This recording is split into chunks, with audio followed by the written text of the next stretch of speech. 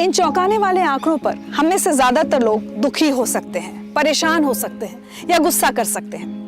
लेकिन दो लोग ऐसे हैं जिन्होंने इनमें से कुछ नहीं किया। उन्होंने बस एक फैसला किया इन आंकड़ों को सुधारने का। उनके नाम है विक्रांत तोंगड़ और रामवीर तंवर।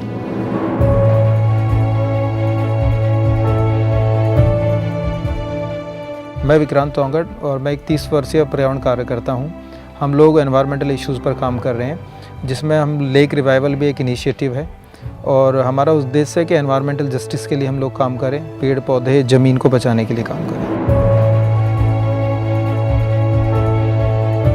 मेरा नाम रामवीर तंवर है। कॉलेज टाइम से ही एक छोटी मोटी एक्टिविटी थी जल चौपाल, लेकिन अभी तालाबों के रिवाइवल तक पहुंच गई है। तालाबों को पुनर्जीवित करने का एक शौक़ है, उसी को अब पैशन बना लिया है, उसी को काम बना लिया है और इसी सीरीज़ में अभी तक 12 से ज़्यादा तालाबों को पुनर्जीवित कर चुके हैं, जो कि डंपिंग ग्राउंड बन गए थे।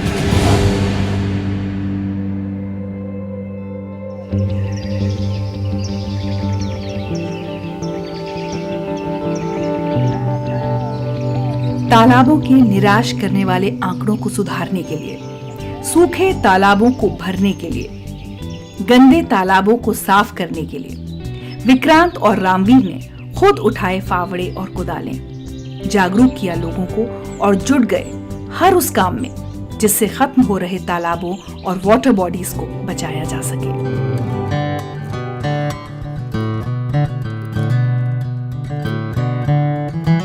विक्रांत और रामवीर दोनों ही उत्तर प्रदेश के ग्रेटर नोएडा इलाके के गांवों में पले बढ़े हैं और इन दोनों ने अपनी इसी जन्मभूमि को अपनी कर्मभूमि भी बनाया है। इस इलाके ने अपने कई तालाब खो दिए, या तो गंदगी या फिर अतिक्रमण की वजह से। अब इन सूखे पड़े तालाबों के लिए विक्रांत रामवीर की जोड़ी उम्मीद की एक किरण लेकर आई है। लेक्स को लेके नोएडा, ग्रेटर नोएडा या दिल्ली एनसीआर की कंडीशंस बहुत ज़्यादा क्रिटिकल है। जैसे नोएडा की बात करें, लगभग 250 से 300 वाटर बॉडीज़ होते थे, आज एक भी नहीं है। तो ग्रेटर नोएडा उसी से सटा हुआ है, गौतम बुद्ध नगर डिस्ट्रिक्ट का पार्ट है। तो दोनों शहरों में वाटर बॉडीज़ की, लेक्स की, वेटलैंड्स की क्रिटिकल हालत होने की वजह से, क्रिटिकल से मेरा मतलब है कि वो या तो कूड़ेदान में कन्वर्ट हो चुके हैं, या उनको एनक्रोच कर लिया गया है, या अनट्रीटेड इफ्लुएंट इतना आता है उनमें कि वो किसी काम के नहीं रहे हैं। जहाँ तक हमारे इनिशिएटिव की बात है, हम लोग 2010-11 में इस पर हमने फोकस किया कि इस पर कुछ काम किया जाना चाहिए। उसके लिए अलग अलग इनिशिएटिव्स लिए गए हैं। लीगल बैटल भी हम लोगों ने एक तरह से झेला है, कानूनी रूप में भी इसके लिए लड़ाई लड़ी है। फिर हमें लगा कि इसके लिए हमें भी पानी में उतरना चाहिए, क्योंकि आजकल क्या सोचते हैं लोग कि साफ़ सफाई का काम जो है वो निचली जाति के लोग, या आप समझ सकते हैं कि भाई हम तालाब में क्यों घुसेंगे, या जो लोग संभ्रांत हैं या जो कैपेबल हैं, जो अपनी जॉब कर रहे हैं, वो तालाब में क्यों आए। तालाब की तरफ तो देखना भी नहीं चाहिए। ऐसी एक मान्यता है कि तालाब में अब करने को कुछ नहीं है। लेकिन हमें लगा कि कुछ इनिशिएटिव टीम मिलकर अगर कुछ कर सकती है, तो हमारा फोकस है कि तालाबों को साफ किया जाए, उनको रिवाइव किया जाए जितना हो सकता है। जहाँ तक ऑर्गेनाइजेशन की बात है, social action for forest environment एक हमने ऑर्गेनाइजेशन बनाई है और हमारा फोकस वाटर बॉडीज़ के अलावा और भी एनवायरमेंटल इश्यूज़ पे, एयर पॉल्यूशन की भी बात हम लोग करते हैं। स्टबल बर्निंग को कैसे कंट्रोल करना है जिससे कि एयर पॉल्यूशन ना हो, और इंडस्ट्रियल पॉल्यूशन को कैसे कंट्रोल करना है, वेस्ट मैनेजमेंट, लगभग 20 पर्यावरण मुद्दों पर हम लोग काम कर रहे हैं, क्योंकि एनवायरनमेंट आपस में इंटरकनेक्ट है। वाटर, एयर, सॉइल, ग्रीनरी, पेड़ पौधे, ये सब आपस में कनेक्टेड है। तो क्यों ना हम सभी मुद्दों पर मिलजुल कर काम करें। तो ये इस थॉट के साथ एनवायरमेंटल जस्टिस का विजन को लेकर हम लोग काम कर रहे हैं।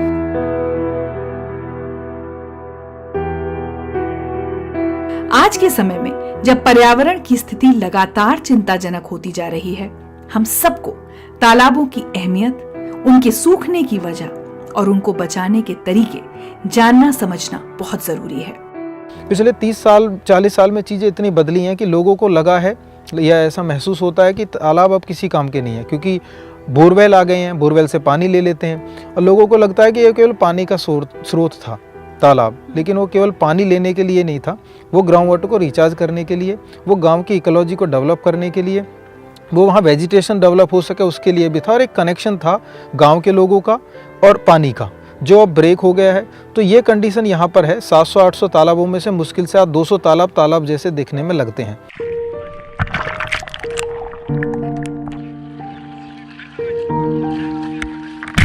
जब बात रिवाइवल और सफाई की आती है तो सबसे पहले गंदगी निकालना, टीम के साथ गांव वालों को मोबिलाइज कर या लोकल एडमिनिस्ट्रेशन से कुछ फंड या जेसीबी के माध्यम से, मशीन के माध्यम से गंदगी को हटाना।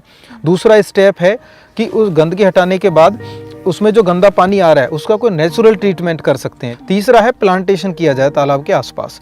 तो इस तरह से एक वाटर बॉडी को लेके हमारा फोकस है कि गांव वालों को कनेक्शन दोबारा डेवलप किया जाए, उसकी महत्ता बताई जाए। और तालाबों का आज भी महत्व है, क्योंकि आज भी तालाब को हम एक तरह से इग्नोर नहीं कर सकते। तो ये एक इनिशिएटिव है, एक आइडिया है जिसमें कम्युनिटी लेवल पर काम हो रहा है।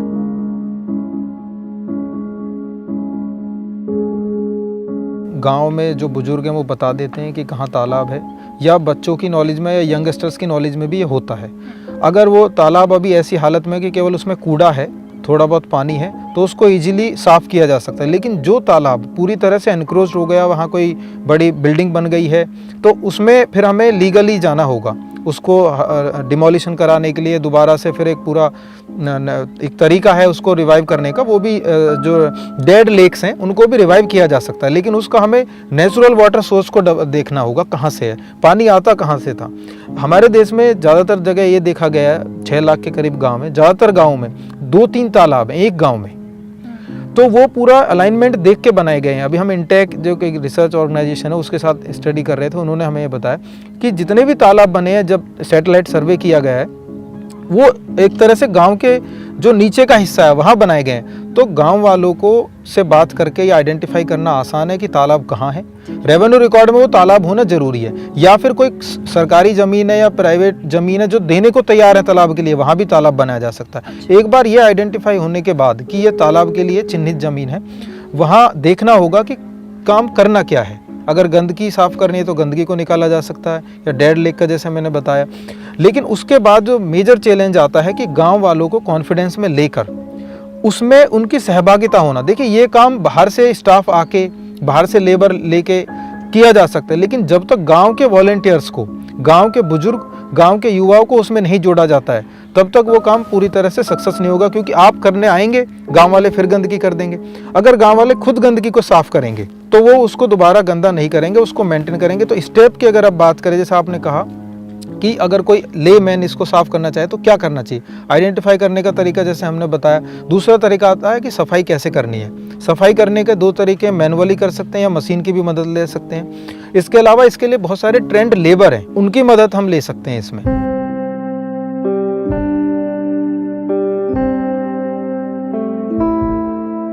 सफाई के बाद मेजर जो चैलेंज होता है कि दोबारा गंदगी ना आए। गंदगी 2 तरह की होती है, एक तो सॉलिड वेस्ट, जो क्योंकि गाँव में कूड़े की व्यवस्था नहीं है, बल्कि शहरों में भी। तो वो जो गंदगी तालाब तक ना आए उसके लिए इंतजाम करने होंगे, डस्टबिन लगाने होंगे गाँव में और उस तालाब के आसपास। इसके अलावा जो गंदा पानी अनट्रीटेड इफ्लुएंट है वो वहाँ तक ना आए, उसके लिए प्राइमरी ट्रीटमेंट मेथड है। उसके लिए आप छोटा STP भी लगा सकते हैं या नेचुरल ट्रीटमेंट प्रोसेस भी कर सकते हैं। वाटर ट्रीटमेंट के बाद या सॉलिड वेस्ट को कंट्रोल करने के बाद प्लांटेशन।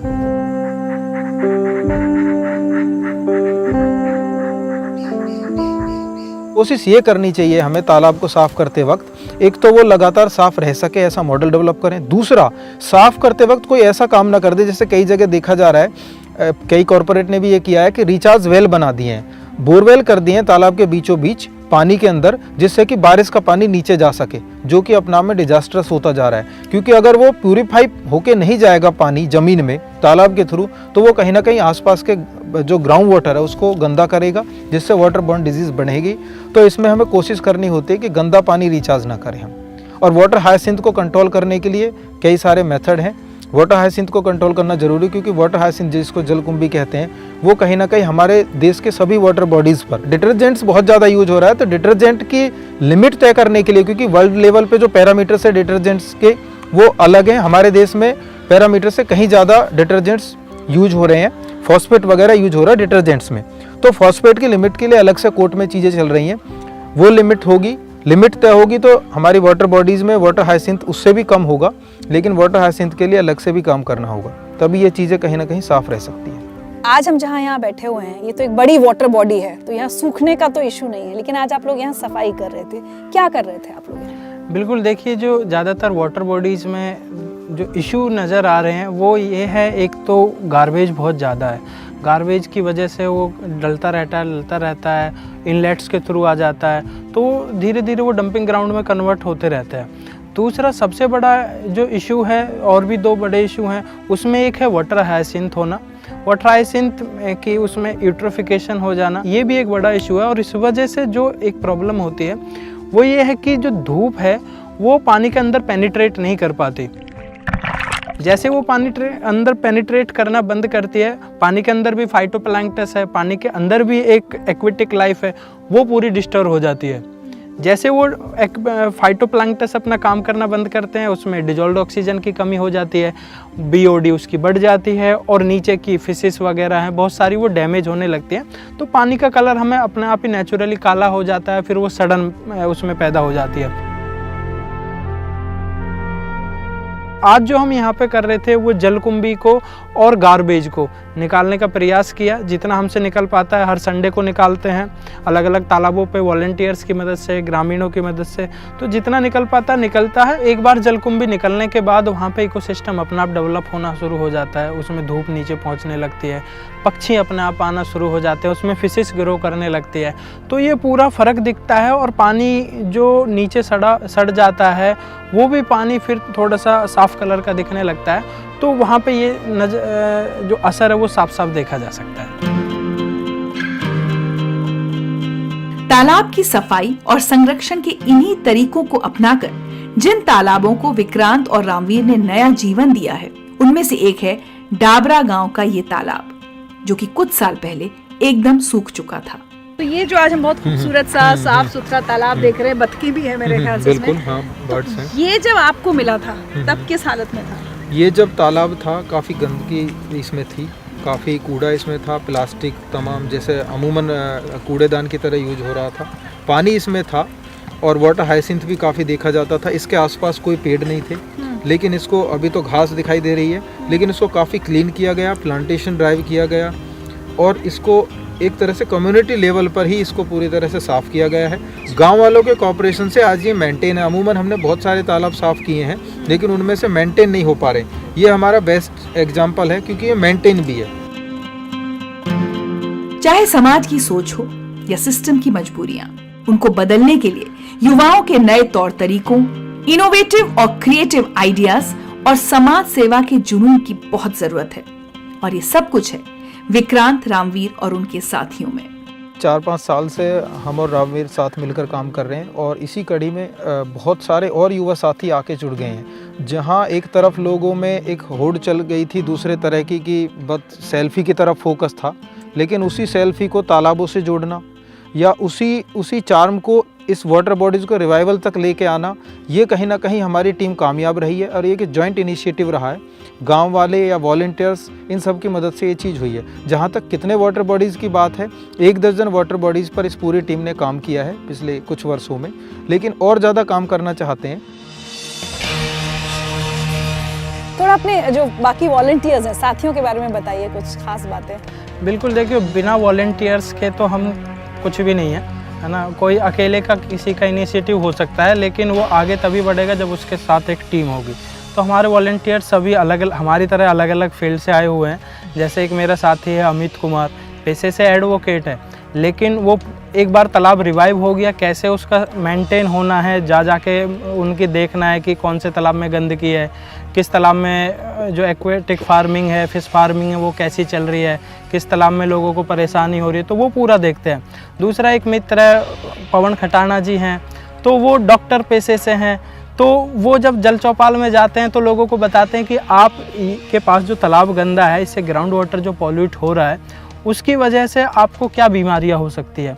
वकील जो मेरा फ्रेंड है, उसका काम है कि आपको क्या लीगल प्रॉब्लम हो सकती है आपने जो तालाब पे एंक्रोचमेंट किया है। तो सब अपने अपने एक्सपर्टीज है सबकी, और अपना अपना समय देते हैं लोग, और उन्हीं की मदद से ये काम चल भी रहा है, और मैं हमेशा उनका थैंक यू शुक्रगुजार रहता हूँ। वॉलंटियर्स अपने खर्चे से आते हैं, हम उन्हें कोई ऐसा एक्सपेंस नहीं देते हैं। जितना समय मिलता है उतना कंट्रीब्यूट करते हैं, और इस तरह से ये ऑर्गेनाइजेशंस हम रन कर पा रहे हैं। फैमिलीज ने कभी नहीं कहा कि अब ढंग के नौकरी करो, रेगुलर जॉब करो, ये क्या फंस गए हो? बिल्कुल, फैमिली और रिलेटिव्स, फैमिली से ज़्यादा रिलेटिव्स को ये बात लगती है, फ्रेंड्स को ये बात ज़्यादा चुभती है कि भाई हमारी तरह जॉब वॉब करो, तुम ऐसे फ्री कैसे रह सकते हो। फिर उन्हें फ्री लगता है कई लोगों को ये काम, समाज सेवा फ्री लगती है, जबकि समाज सेवा भी बहुत ज़रूरी है, लाइवलीहुड भी बहुत ज़रूरी है, फैमिली भी। सब ये सवाल करते हैं कि ये तो रिटायरमेंट के बाद ये काम शुरू करना चाहिए, सोशल वर्क है। देखिए, देश को बनाने के लिए युवाओं का अहम रोल है। क्या हम रिटायरमेंट के बाद देश की सेवा करेंगे? ये देश और पर्यावरण की सेवा है। एनवायरनमेंट हमें पैदा होने से पहले ही सपोर्ट करना शुरू कर देता है, तो हम क्यों वेट करें कि हम रिटायरमेंट के बाद एनवायरनमेंट की मदद करेंगे। मल्टीनेशनल कंपनी में जॉब करता था और 2 साल वहाँ पे जॉब की अच्छे से, लेकिन पैरेलली ये काम भी चल रहा था उस समय पे, जल चौपाल, थोड़ा थोड़ा तालाबों में, RTI में। लेकिन जब लगा कि हाँ सब सस्टेनेबिलिटी आ गई है, अब जॉब करने की ज़रूरत नहीं है, या फिर जो जुनून था वो एक लिमिट क्रॉस कर गया, तो फिर लगा कि अब जॉब में से दोनों हाथों में लड्डू नहीं रख सकते, हम एक को छोड़ना ही पड़ेगा। तो वो जॉब का लड्डू छोड़ के पूरी तरह से एनवायरनमेंट के फील्ड में कूदे। विक्रांत और रामवीर, अब आगे इस काम को कितना आगे ले जाना है? जहाँ तक आगे ले जाने की बात है, ये काम आगे जाएगा, क्योंकि हमने जीवन के उस दौर पे काम शुरू किया है, क्योंकि हमारा जीवन पूरा पड़ा हुआ है हमारे सामने, तो ये काम मरते दम तक रहेगा और इसको इसी ईमानदारी के साथ सस्टेन करने की हमारी कोशिश है।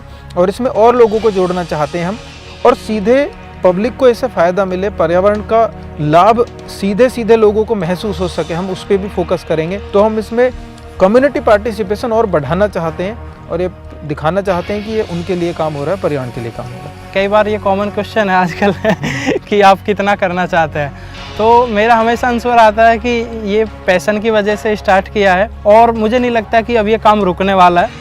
जब तक है जान तब तक वाली बात है ये, तो तब तक करना है, टारगेट यही है लाइफ का। देश का युवा अगर ठान ले कि देश को, इसकी धरती को, इसके हवा पानी को बचाना है, तो फिर उसे कोई रोक नहीं सकता। विक्रांत और रामवीर के इसी जज्बे को हमारा सलाम। I am extremely happy to see the work being done by Mr. Ramveer Tanwar and Mr. Vikrant Tongad. Both the young men are passionate environmentalists who have made it their life's mission to clean and revive dying ponds and water bodies. Such stories of our fellow countrymen are exemplary and indeed energize and inspire us. Reiterating our commitment to building a clean and green India, Indian Oil has been spreading awareness on water conservation, rainwater harvesting, etc. since many years now. In order to protect the existing water bodies, which are the lifeline of our country, Indian Oil spearheaded a major initiative for management of water bodies in July 2019. We cleaned up approximately 37 water bodies across India. Our employees took it upon themselves to help clean the periphery of the water bodies that was usually littered with waste of all types, with plastic, cloth, kitchen waste, metal scrap, etc. All such lake revival programs were followed by sensitizing the local residents and tree plantation in the vicinity to boost the ecosystem and restore the natural habitat. For the restoration and revival of these water bodies, our employees got involved and partnered with the local bodies as well as local communities, which got us very good response. When we were working to clean the Chakalavani Lake, which is one of the oldest and largest lakes in Hyderabad, spread over an area of about 11 acres, we were joined by the local volunteers. They helped us by visiting the nearby colonies and sensitizing the residents with regard to elimination of one-time use plastic items, proper segregation of waste into dry and wet waste, and many more. This experience was repeated when we undertook the restoration of the Ramchandranagar Pond and Karniswaran Temple Pond in Chennai as well.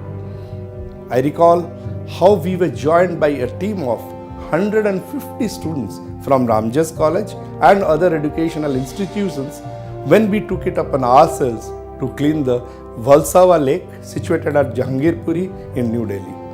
I am happy to say that even our business channel partners, our dealers and distributors were present to take up this major challenge of cleaning the entire lake, measuring over 35,000 square meters. It gives me satisfaction to share that by contributing in our own way, Indian Oil has helped restore some of these water bodies to their natural state. Just like our heroes Vikrant and Ramveer, we see this from a social engineering angle and involve the local people living in and around the banks of these water bodies so that they become party to the conservation of their water bodies. I wish Shri Vikrant Tongad and Shri Ramveer Tanwar all success in their inspiring endeavors. आपको Indian oil का सलाम। सलाम है, सलाम है, सलाम है, सलाम, सलाम है, सलाम है, सलाम है, सलाम।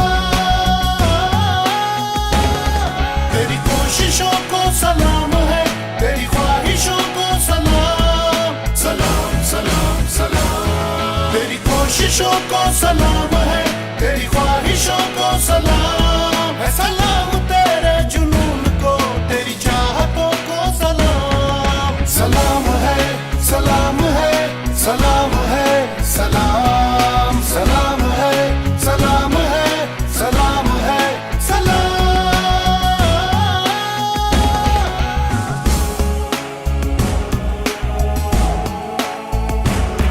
ये जमीन सबकी जमीन है, ये जहान सबका जहान। ये जमीन सबकी जमीन है, ये जहान सबका जहान। ये जो जल है इसका सभी का है, ये जो कल है इसका सभी का है।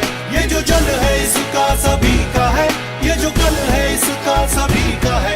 तूने प्रण से इसको बचाया है, तूने मन से इसको सजाया है। हाँ तेरे प्रण को, तेरे प्रण को, तेरे प्रण को तुमको सलाम। तेरी जिद को, तेरी जिद को, तेरी जिद को मन को सलाम। सलाम, सलाम, सलाम। सलाम तेरे जुनून को, तेरी चाहतों को सलाम। सलाम है, सलाम है, सलाम है, सलाम, सलाम है, सलाम है, सलाम है, सलाम। इंडियन ऑयल का सलाम। सलाम, सलाम, सलाम।